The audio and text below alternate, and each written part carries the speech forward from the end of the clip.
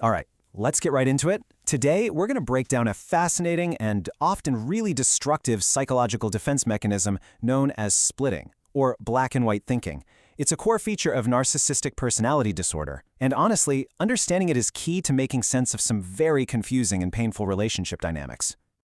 So, have you ever been in a relationship where 1 minute you're the most amazing person in the world, and the next you're the absolute worst, seemingly overnight? If that sounds familiar, you've likely experienced this firsthand. That dizzying emotional roller coaster? Well, it isn't random. It's the external result of a very specific internal process. So where do we start? Well, to really get a handle on this, we need a clear definition. Let's break down what splitting actually is from a psychological point of view. Now, the really interesting word here is integrate. See, most of us can hold two contradictory ideas at the same time. You know, someone can be kind but also have flaws. We can love someone and still get frustrated with them. Splitting is the failure of that ability. It's a defense mechanism that forces a person to see themselves and others in absolute polarized terms. This is the simplest way to picture it. For someone using this defense, that messy, complicated, ambiguous middle ground, you know, the shades of gray where most of life actually happens, it just doesn't exist. It's a radical simplification of reality, and it's designed to protect a fragile ego from the anxiety of uncertainty and ambivalence.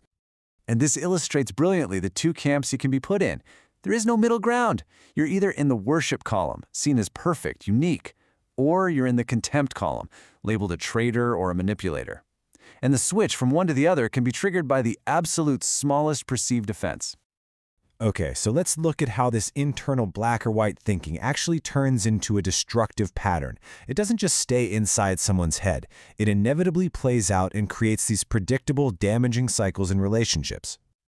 This cycle is absolutely key to understanding the experience. It starts with intense idealization. You're put on a pedestal. But then comes an inevitable, often tiny, disappointment. That's the trigger. The switch flips, leading to a radical devaluation. You're now seen as all bad. After a period of contempt, the cycle often restarts, especially if the victim tries to win back approval. This constant whiplash is what creates what's known as a trauma bond, a powerful emotional dependency forged in inconsistency. We see this dynamic play out so starkly within families. The roles aren't based on the children's actual behaviors, but on the parents' internal needs. One child is idealized as the golden child, embodying everything good, while another is devalued as the black sheep, becoming a container for all the parents' projected negativity. It's a perfect, and tragic, example of splitting in action. So here's the crucial point. This isn't just about how the narcissist sees other people. It's a direct reflection of how they experience their own unstable sense of self. It is, quite literally, an internal war. Internally, the narcissist is split too.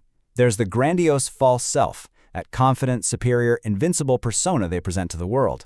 But underneath that, there's a deep well of hidden vulnerability, intolerable feelings of shame, fragility, and worthlessness.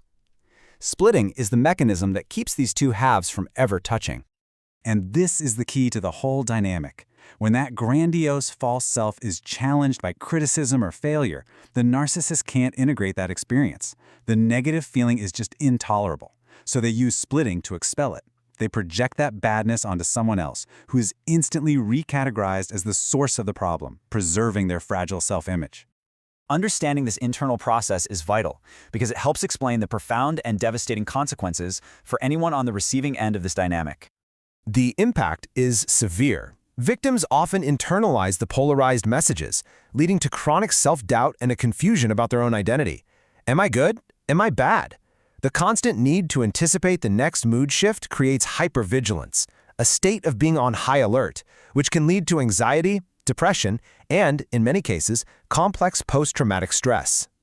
This quote from our source material perfectly captures the emotional reality. It's the sheer unpredictability that becomes so paralyzing. You never know which version of the person you're going to get.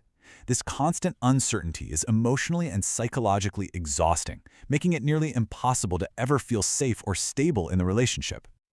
But understanding this dynamic isn't just an academic exercise. It's the first step to healing.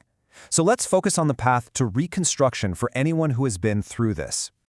The most liberating moment is that first step, awareness. Realizing that the swings between idealization and devaluation are not about you, but a reflection of the other person's internal defense mechanism is transformative. From there, the work involves rebuilding your sense of self, setting firm boundaries, connecting with people who offer stable validation, and crucially, relearning to see the world and yourself in all its beautiful, complex shades of gray. And this leaves us with a final thought to reflect on. This dynamic forces people to live in a world of extremes. The path to healing and perhaps to a healthier society in general lies in rejecting that binary logic. It's about consciously embracing complexity, imperfection, and nuance, both in others and, most importantly, in ourselves.